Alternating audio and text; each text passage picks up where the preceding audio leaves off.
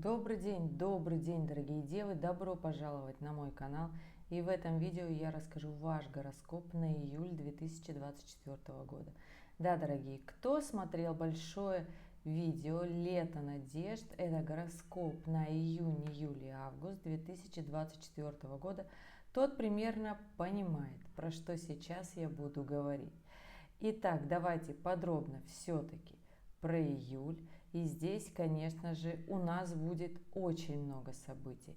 Да, дорогие девы, хочу вас обрадовать, что 29 июня покидает ваш знак Лилит, уходит в Весы, и здесь можно сказать, что будет уже полегче.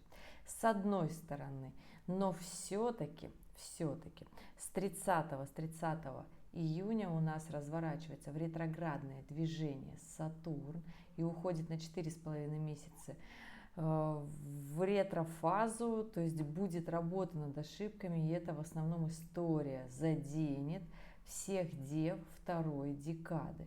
Да, дорогие, здесь история того, что нужно будет прикладывать больше сил, больше профессионализма, выстраивать свою концепцию по развитию, по реализации, идти по карьерной лестнице вверх. Да, через трудно, да, через усталость, но вырабатывая терпение и стойкость своего характера. Это девы второй декады.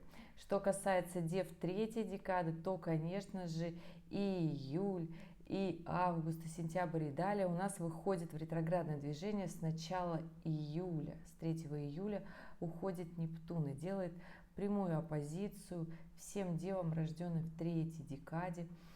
И здесь, ребят, конечно же, нужно будет запастись не просто терпением, да, а пониманием и принятием, что будут эмоциональные качели, будут сложно в каких-то вещах, местах в работе, будет сложно настроиться на продуктивность, это будет такое состояние лени, немножко депрессии, переосмысления жизни.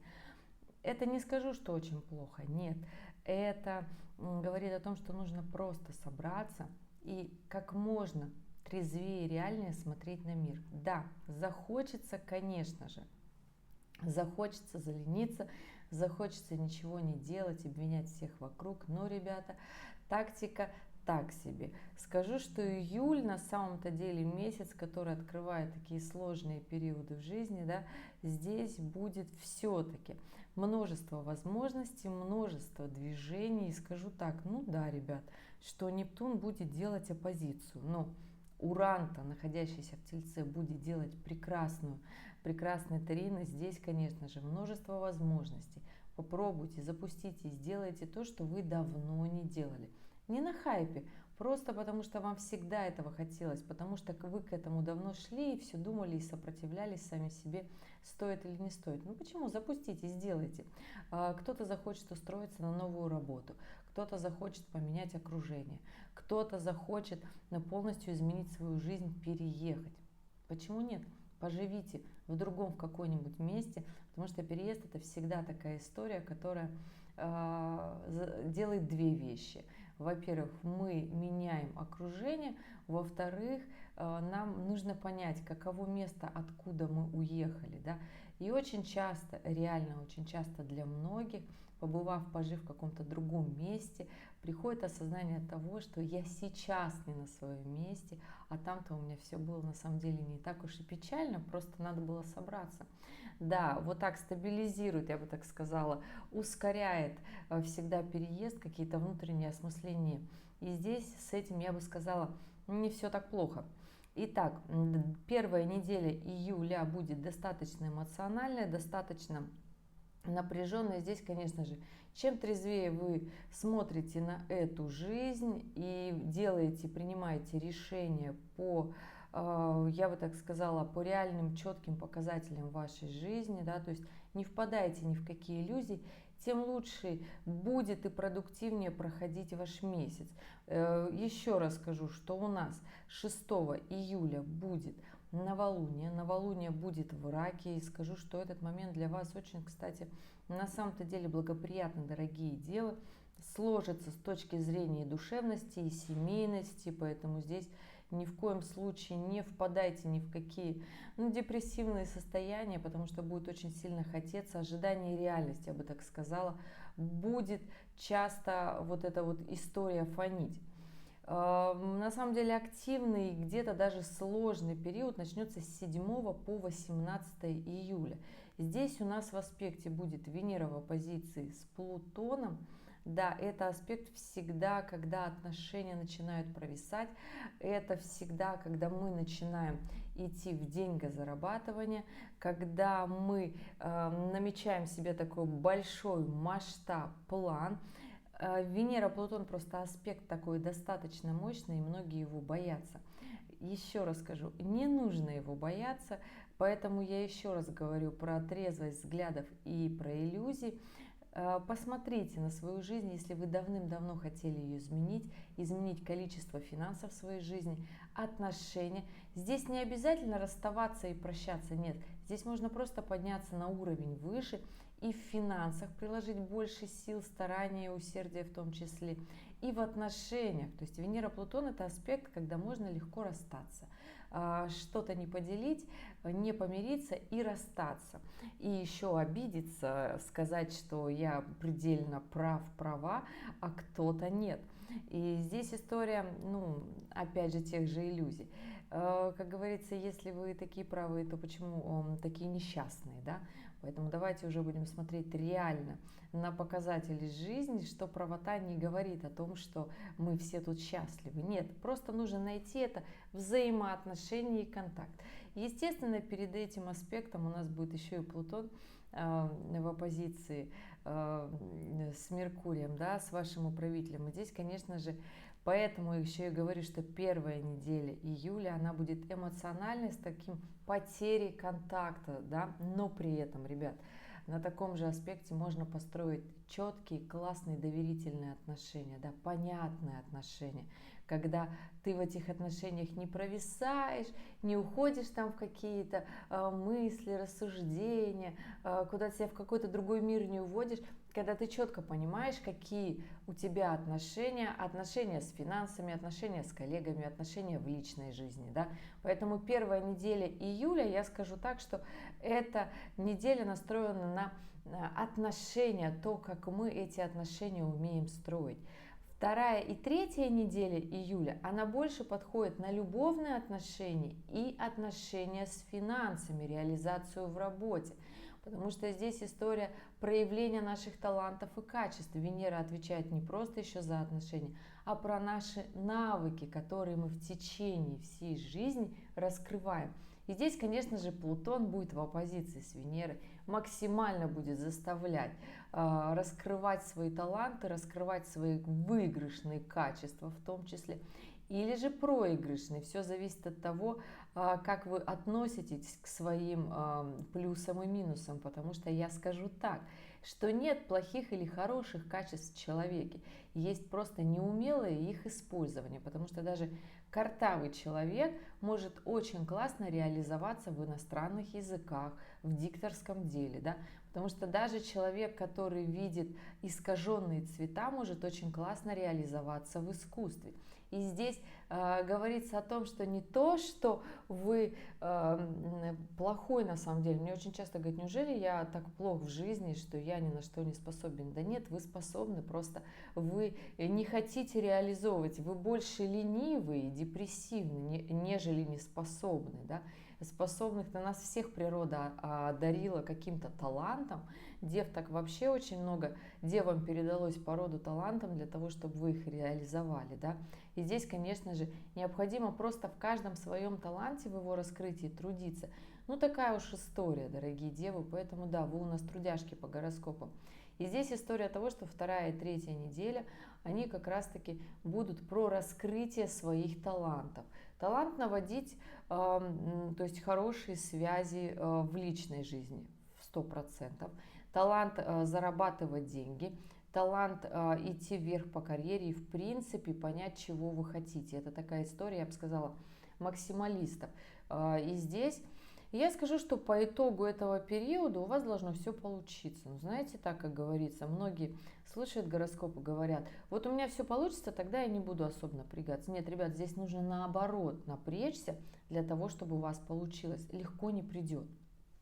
И да, в этот же самый период с 7 по 18 июля у нас прекрасный момент для вас складываются девы, особенно девы третьей декады, у вас максимально будет эта история играть.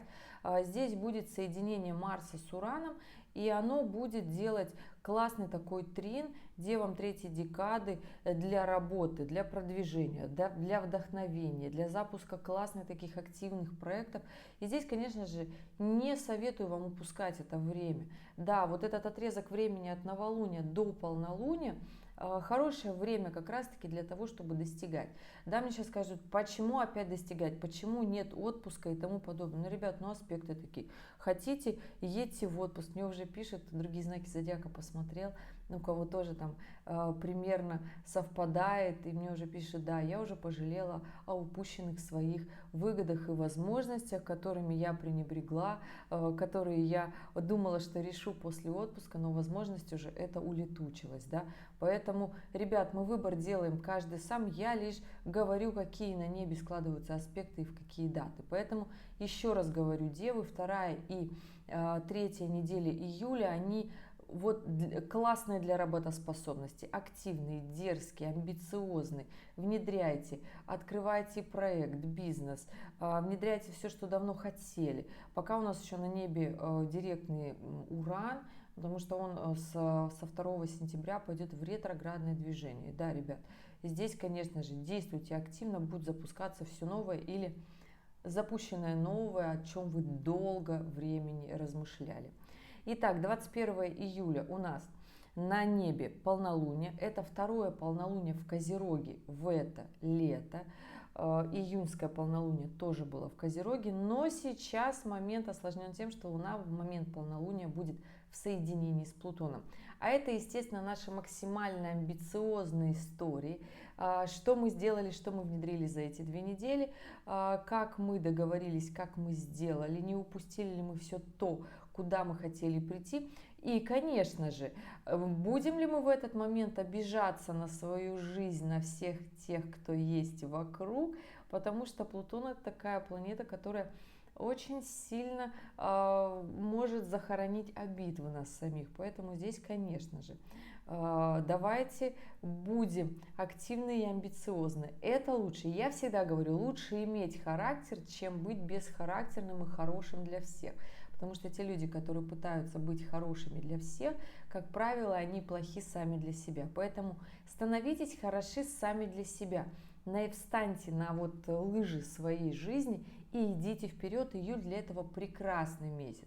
Полнолуние в Козероге в соединении с Плутоном. Не скажу, что ужасно сложный, тяжелый день. Нет, день как день. В этот момент еще у нас, конечно же, будет Меркурий в оппозиции, извиняюсь, в квадратуре с Ураном.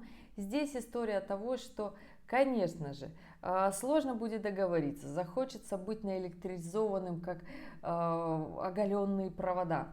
Но здесь история, ребята, знаете в чем? Вот в такой день осознаний лучше, конечно, не ругаться со всеми, лучше, конечно же, внедрять как можно больше. Хорошее время, в принципе, полнолуние, да, и 4-я неделя июля хороши для учебы, для освоения очень тяжелых, сложных знаний, потому что, да, девы, Меркурий ваш управитель, и это единственная планета, которая любит напряжение. Так уж случилось, что все мы начинаем учиться, когда мы максимально напряжены. То есть мы в легком расслабленном состоянии не учимся. Ну, это вот закон такой жизни. Когда у нас постоянно какие-то злостные обстоятельства в жизни, тогда мы все готовы выучить в короткие сроки. Так вот, эта неделя июля как раз-таки для сдачи экзаменов, для экстернатов, для защиты своих работ. Прекрасное для этого время. При этом Меркурий будет во Льве. Это точно классное время для выступления на публику, для того, чтобы запустить какой-то проект, для того, чтобы привлечь как можно больше аудитории, для того, чтобы проявить себя максимально. При этом так себе день для того, чтобы ругаться, еще раз говорю, предъявлять претензии, потому что получится в минус к себе, да, и получится испортить репутацию, потому что все-таки знак льва не любит испорченную репутацию, а легко будет, очень будет легко ее испортить, поэтому здесь будьте аккуратны в том, что говорите, что делаете, внедряйте, лучше пустите все в работе будет хорошо. Не скажу, что легко, хорошо. Сложновато? Да, но все-таки у нас ретроградный Сатурн на 4,5 месяца. Кстати, кто не видел это видео, в конце ролика обязательно прикреплю. Посмотрите, как на каждый знак зодиака повлияет эти 4,5 месяца ретроградного движения Сатурна. Едем дальше. По итогу что? В целом хочу сказать, что июль у нас будет месяцем активным, амбициозным, месяц, который дает все-таки возможности. Конечно же, все-таки надежды, да, у нас начнут немножечко преобладать над нашей реальностью. Здесь ни в коем случае, дорогие девы, не уходите вот с этой истории. Август будет сложнее. В августе у нас еще ретроградный Меркурий начинает шагать, да, с 5 по 28 августа. И здесь, конечно же, и много сложных аспектов в середине месяца и последние 2 недели. Поэтому, конечно же, если вы хотите что-то купить, что-то приобрести, а что-то продать, так это вообще классно. Ну, в принципе, продавать и в ретроградный Меркурий тоже прекрасное время, да, только кто у вас купит. И если вы все-таки хотите что-то классное, престижное купить, покупайте в июле. Да, только никогда Венера будет в оппозиции с Плутоном первой недели июля, либо же 4, потому что, покупая на этом аспекте, захочется, конечно, Венера-Плутон просто это тот аспект, на котором хочется вот прям распылить большую сумму денег сразу. А оно, как правило, так и тратится. Поэтому здесь история с покупками, она такая достаточно, будьте практичны и прагматичны с точки зрения покупок, с точки зрения продаж. Понимаете, выгодно ли вы продаете и выгодно ли вы покупаете для себя. И какую вещь взамен проданной вы купите. Вот такая вот история, что касается, забежала немножко за ретроградный Меркурий августовский, да, и, конечно же, в работе. Если вы собрались внедрять что-то новое, что вы никогда не делали, запускайте в июле до ретро-мерка. Если вы собрались запускать тот проект, который уже много раз запускали, не получилось, устраиваетесь на работу, в которой не можете устроиться на определенную должность, тогда и в ретро-мерк нормально будет это делать. Просто в августе будет еще много других аспектов, которые будут, к сожалению, омрачать ситуацию, положение. И поэтому все те силы, которые, например, вы оставите на работу, будут забраны на личную жизнь. Поэтому здесь история, ребят, просто практично и продуктивно подойти к распределению своего времени. Вот, на это есть большое видео «Лето надежды». Для вас, персональной девы, тоже в конце видео прикреплю. А так, конечно, ребят, я надеюсь, вы все понимаете, что это общий гороскоп, что я рассказала сейчас очень подробно про дев 2 и 3 декады. Про первую декаду, если я не сказала, это не говорит о том, что я вас не люблю или как-то вот какие-то с вами проблемы. Вообще нет. Ребят, ну, во-первых, вы уже с Сатурном в прошлом году отработали, да, в 2023 как раз-таки шел этот Сатурн в оппозиции на дев первой декады, и прям вот девы первой декады прям вздрогнули, да, то есть это августовские девы, да. И здесь история того, что сейчас немножко напрягаются другие девы, просто потому что время уже пришло. Если у вас есть свой персональный вопрос, оставляйте в комментариях по этому видео. Обязательно указывайте дату, время, место рождения, чтобы я ответила на ваш вопрос, потому что в общем гороскопе на дев первой декады у меня особо сложных историй нет. Просто, ребята, трудимся, внедряем, наслаждаемся моментом, когда он есть, и понимаем, что лучше, конечно же, закрыть все свои кармические задачи и вопросики. Почему? Потому что кармические узлы у нас до 12 января находятся в знаке Овна Весов. И уже с начала 2025 года перейдут в знак Девы. И поэтому, да, дорогие девы, у вас осталось буквально полгода для того, чтобы решить все свои кармические задачи, вопросики, кем вы хотите стать, куда вы хотите прийти. И да, к сожалению, у нас осталась сложноватая периода года для того, чтобы на эти вопросы себе ответить. Но еще раз скажу, да, что у нас в сентябре приходит все-таки Плутон, будет делать девам классный такой трин и будет давать больше силы, мощи, амбиции, энергии. Но главное с ней совладать, потому что Плутон это иногда для некоторых через край. Поэтому, дорогие мои любимые девы, спасибо, что были здесь, спасибо, что досмотрели это видео до конца. Я надеюсь, было полезно. Я надеюсь, что вы проведете этот месяц с пользой, у вас не будет каких-то там супер-мега сложностей, из-за которых стоит волноваться. Поэтому, если есть вопросы, оставляйте их в комментарии. Самые активные жду на консультации, на натальной карте, на годовом прогнозе. Ну и, ребята, да, вы просили, теперь есть телеграм-канал в описании под этим видео, ссылочку на него приложила. Поэтому подписывайтесь, там буду публиковать первые новости, все то, что будет выходить первым на тот случай, если вдруг вы пропустите YouTube. Кому нравится общаться в формат YouTube, без проблем, ребят, я каждый месяц здесь. Спасибо большое, что досмотрели это видео до конца. Я желаю вам продуктивного июля и увидимся с вами в следующем ролике. Пока-пока.